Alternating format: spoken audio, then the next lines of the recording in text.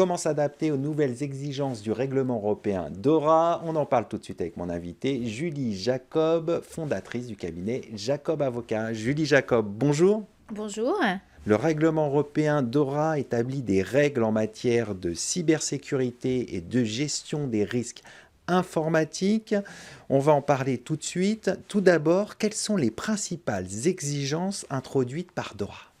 Alors DORA, c'est donc un règlement sur la résilience numérique, un terme un peu particulier, mais qui en fait repose sur cinq piliers qui sont assez fondamentaux. Tout d'abord, il y a la gestion des risques informatiques, c'est un grand enjeu de DORA. Puis ce qu'on appelle le deuxième pilier, le reporting des incidents, c'est-à-dire que depuis DORA qui est entré en vigueur le 17 janvier 2025, on doit reporter dans un registre absolument tous les incidents avec un process assez particulier.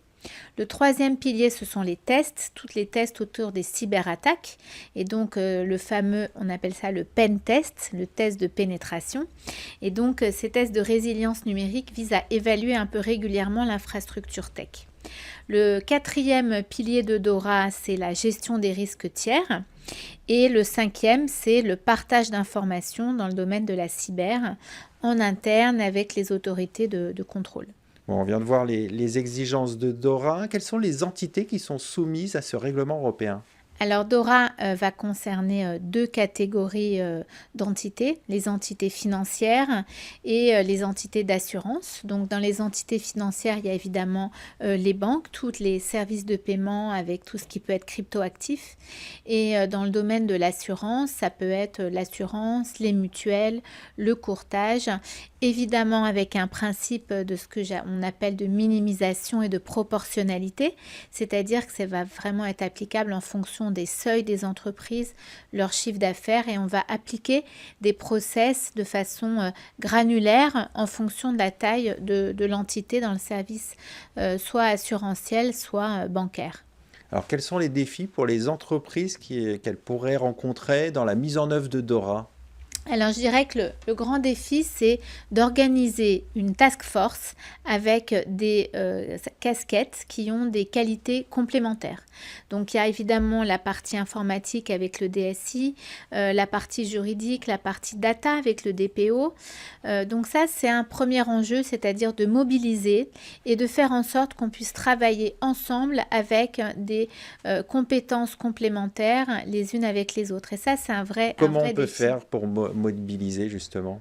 Déjà, la première des choses, c'est de sensibiliser, c'est-à-dire qu'il y a une vraie culture de la menace cyber qui est de plus en plus importante, et donc de faire de la formation, de la sensibilisation, et de permettre aux équipes de travailler ensemble, puisqu'il y a plusieurs domaines dans les entreprises qui vont être, dans les établissements qui vont être concernés.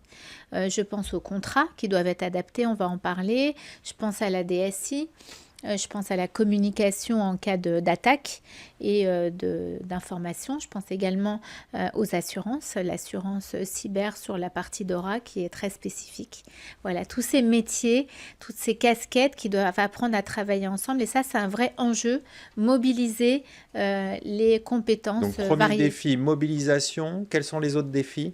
Évidemment, tenir à jour l'ensemble des outils, puisque une grande demande de DORA, c'est d'avoir des registres d'information, un peu à l'instar du registre du RGPD, mais des registres sur tous les sous-traitants et les différents types de contrats, et des registres sur les incidents.